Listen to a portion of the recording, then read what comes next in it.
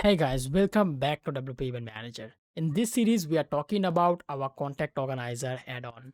Previously, I showed you how to install and activate the contact organizer add-on, how the contact organizer works in the front-end side, how you can modify the form fields by default, and today we're going to show you how you can modify the email templates for those notifications. So today we're going to show how to modify the email template for organizer notification, and come join me in our next video where we'll show you how to modify the attendee notification or user notification template, right? So let's get right into it by going to our event manager, then contact organizer form. I did show you how to modify the contact organizer notification template a little bit in our previous video, but today we're going to take a more look into it, right? From this page, we will switch to our contact organizer notification. As you can see, we have our mail title as new inquiry for event title event, and we have a basic email template over here.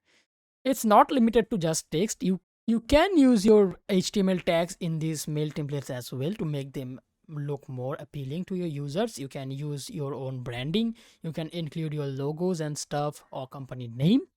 So as you can see, we can modify almost every bit of the email we send out, from the email heading to email content. But I'm not going to modify this email template heavily as it's a demonstration, but instead I'm going to explain it to you how you can do that, right?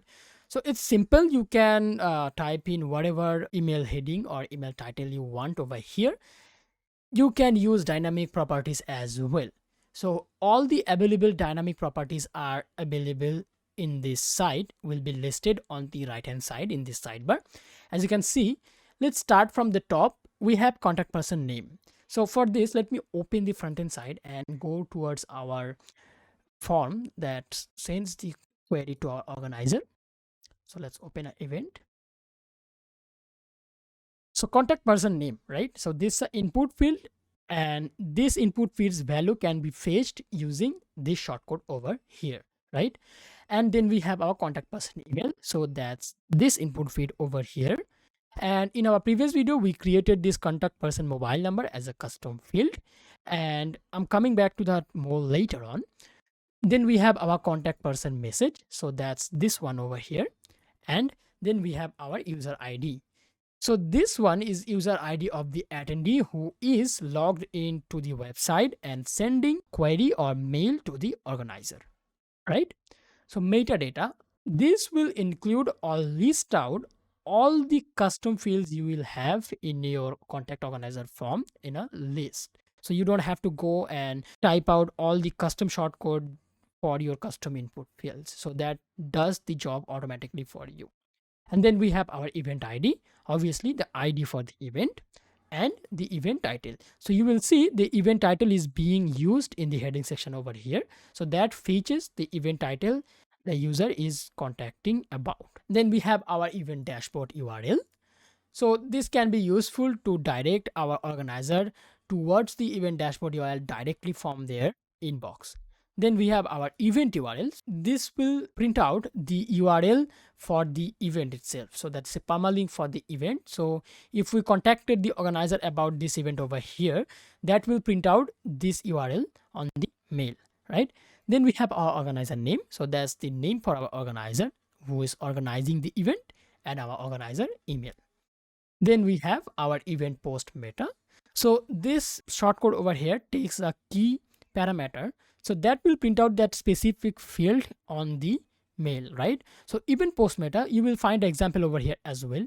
So as you see, event post meta key event location, if we include this into our mail template, it will print out the event location that's been provided for the event via event submission form. And then coming back to the custom field we created over here, that you can include individually using this shortcode over here. No matter how many custom inputs or custom fields you create, they will all list up over here one by one. And if you don't want to print out all the custom inputs you have in the contact organizer from using metadata, you can do them one by one using the shortcodes provided over here. And one cool feature about the shortcodes over here is all the shortcodes over here can use an prefix or suffix, but they will only output when a value is set, right? So what I mean by that, So let's copy this example over here, and we will actually paste that in our header. As you see, we have the event title shortcode still on there, but with a prefix saying event title and a suffix with just a dot. So let's save changes, and we will actually see this modification in action, and that will make a better example for you how to use prefix and suffix. So let's fill out this form over here very quickly. So as you can see, we have successfully sent the mail. Before that, let me show you how the default email looks like on the inbox side, right? So this is our default mail. As you can see, it says, hello, a person has submitted an inquiry for the event. We have the event name. Then we have the original message by the user, and then we have their contact information. You will typically see the email address only included in the footer for contact, but as we created a custom field in our previous video and included that as well to our contact organizer email notification, that's being included over here as well. So now let me show you the modified email template that we have just created. So as you can see, the email heading says new inquiry for the event title saying thank you, and lastly we have a dot. That's possible because we added a prefix such as event title, and we added a suffix as a dot or a full stop.